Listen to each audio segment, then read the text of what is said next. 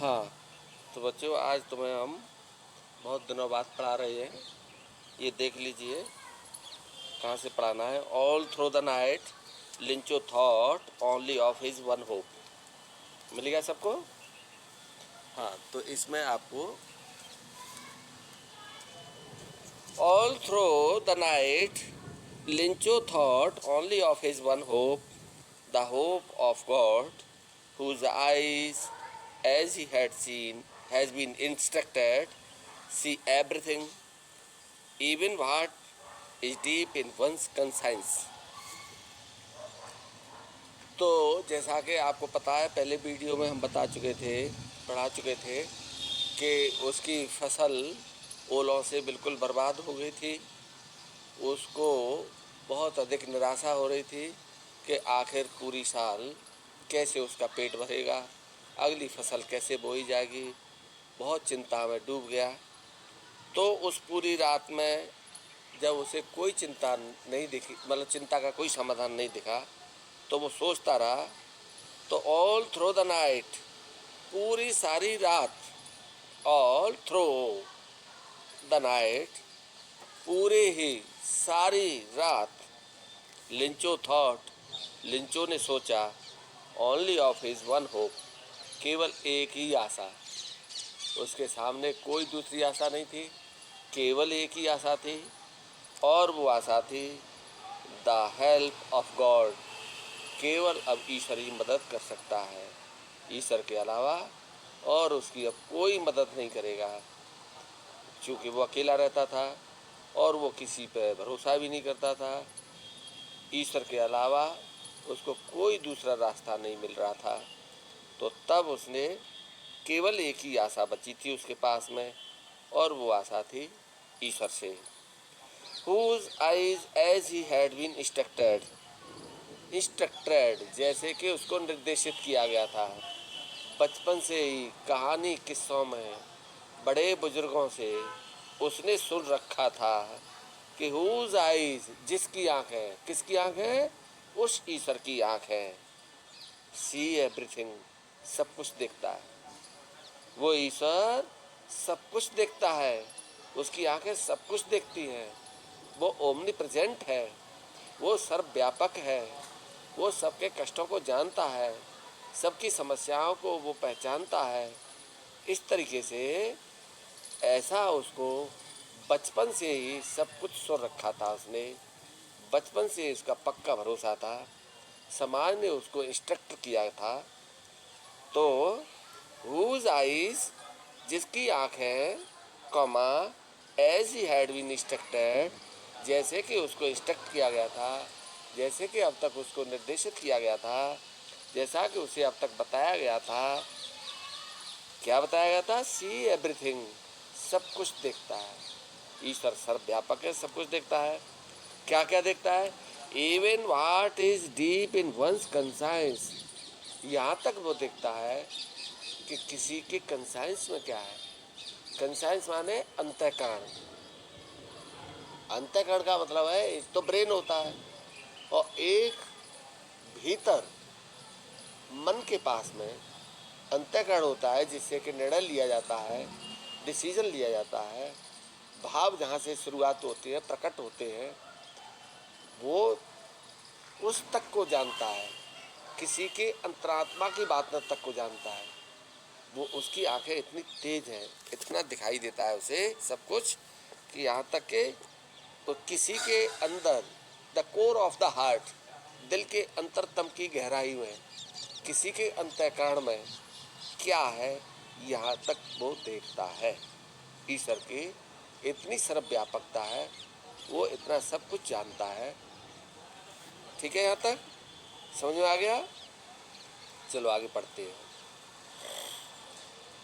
Lincho was an ox of a man, working like an animal in the fields, but still he knew how to write. The following, the following Sunday at daybreak, he began to write a letter which he himself would carry to town and place in the mail. तो लिंचो was an ox of man. लिंचो बहुत मेहनत कश आदमी था। Actually आपने सुनी होगी एक कहावत, भारत में हिंदी क्षेत्रों में मुहावरा है, तेली का बैल। तेली का बैल का मतलब ये है कि जिस समय पे एक्सपेलर नहीं हुआ करते थे, उस समय पे जो तेल निकालने वाले लोग होते थे उनको तेली कहते थे। तो वो लोग बैल की आँखों पे पट्टी बांध करके लगातार उसे चलाते रहते थे और वो सुबह से शाम तक बेचारा चलता रहता था। जैसे कह दिया बस वो चलता रहता था, सीधे साधे भाव में। ऐसे बैल को तेली का बैल कहते थे। अब ऐसा सीधा साधा आदमी जो दिन रात मेहनत करता हो, उस सीधे साधे आदमी के लिए भी मुहावरे में तेली का बैल कहने लगे। तेली का बैल का मतलब ही यही है कि जो बहुत मेहनत करता हो, मेहनत कश आदमी हो, लगातार मेहनत करता हो। तो इसी तरीके से लिंचो कैसा आदमी था? N ox of a man, आदमी का बैल। आदमी का बैल का मतलब है, अंग्रेजों में इसको तेली के बैल के बजाय आदमी का बैल कहते थे। आदमी ने कह दिया वैसे बैल काम करता था। यानी कि बहुत मेहनत करने वाला, a person who work hard is known as a man of an ox of a man. तो लिंचो सीधा साधा मेहनत का आदमी था, working like an animal in the field, और खेत में काम करता था जानवर की तरह से। वर्किंग, काम करते हुए, like an animal in the field, जैसे कि एक खेत में कोई जानवर काम करता है, ठीक उसी तरीके से वो लगातार खेत में काम करता रहता था। इतना सीधा साधा मेहनतकश आदमी था। उसे दीन दुनिया के बारे में उसे कुछ नहीं पता थी। तो but still he knew how to write, लेकिन फिर भी ही न्यू, वो जानता था। क्या जानता था? हाउ टू राइट, ये कैसे लिखा जाता है। बट स्टिल, लेकिन फिर भी, ही न्यू, वो जानता था, हाउ टू राइट, कि कैसे लिखाई की जाती है। हालांकि जो आदमी बहुत खेती में काम करता रहता है, आमतौर पर चाहे इंडिया हो चाहे दूसरे देशों की बात हो, अंग्रेज़ों की बात हो, वो लोग नहीं पढ़ते थे, शहर में ही थोड़ा बहुत पढ़ते थे। तो ये भी ऐसा ही आदमी था जो सुबह से शाम तक खेतों पर ही काम करता था, लेकिन but still he knew how to write, लेकिन फिर भी वो जानता था कि कैसे खेती की जाती है, वो कैसे लिखाई की जाती है, यानी वो लिखना पढ़ना भी जानता था। द फॉलोइंग संडे, अगले आने वाले संडे को, जो आगे वाला इतवार आने वाला है, एट डेब्रेक, बिल्कुल सूर्योदय पर, डेब्रेक मीन्स सूर्योदय के समय पर, जल्दी ही सुबह, he began to write a letter, उसने पत्र लिखना शुरू किया। ही बिगेन, उसने शुरू किया, क्या शुरू किया? राइट अ लेटर, पत्र लिखना। उसने पत्र लिखना शुरू किया, which he himself would carry to town and place in the mail, ऐसे पत्र को जो स्वयं ले जाएगा, which, जिसको he himself would carry, जो स्वयं ले जाएगा, to town, कस्बे को, कस्बे में, and place in the mail, और उसको मेल में डालेगा, डाक में डालेगा, जिसको कि वो डाक में डालेगा।